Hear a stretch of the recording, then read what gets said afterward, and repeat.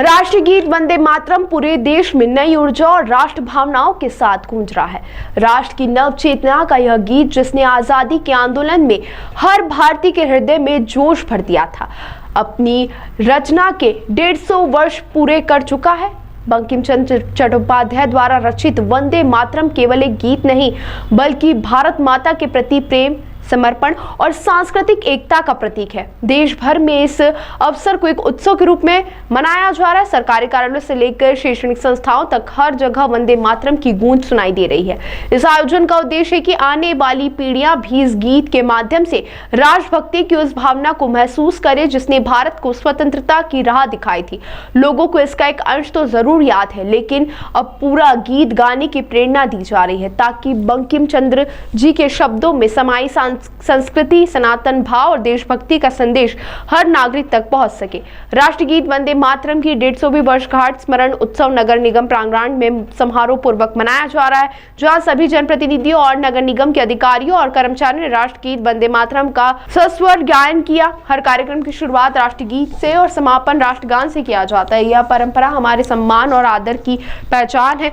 सुबह से school assembly से लेकर नगर निगम और परिषद की बैठकों तक देशभक्ति के माहौल पूरे राष्ट्र को एक सूत्र में बांध रहा है। वहीं वंदे मातरम केवल एक गीत नहीं, बल्कि भारत की आत्मा की आवाज है, जो आज भी हर भारतीय के दिल में उसी श्रद्धा और गर्व के साथ गूंजती है। देखिए, स्वाधीनता समर का जो मूल मंत्र है वो वंदे मातरम है। राष्ट्र की नव चेतना का गीत वंदे मातरम है।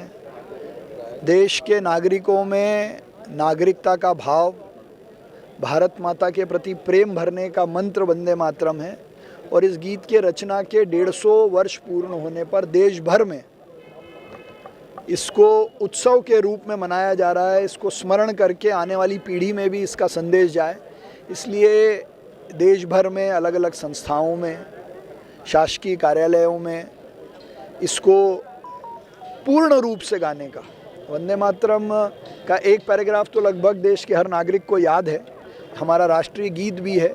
लेकिन ये पूरा गीत जो बंकिम चंद्र चट्टोपाध्याय जी ने रचित किया था, जिसके एक एक शब्द में देश के प्रति, यहाँ की संस्कृति और सनातन भाव को जागृत करने की ताकत है, वो सब तक जाए, उसकी पूरा भाव सबको समझ में आए, इसलिए इस गीत को देश भर में गाया जा रहा है। शासकीय कार्यालयों में समय समय पर इसको अनिवार्य किया गया? नहीं, देखिए, अनिवार्य ही है। राष्ट्रीय गीत से कार्यक्रम की शुरुआत होती है और राष्ट्रगान से समापन होता है। और सुबह भी बच्चों के स्कूल में, नगर निगम में भी, परिषद में, MIC में राष्ट्रगीत से शुरुआत होती है, राष्ट्रगान से कार्यक्रम का समापन होता है।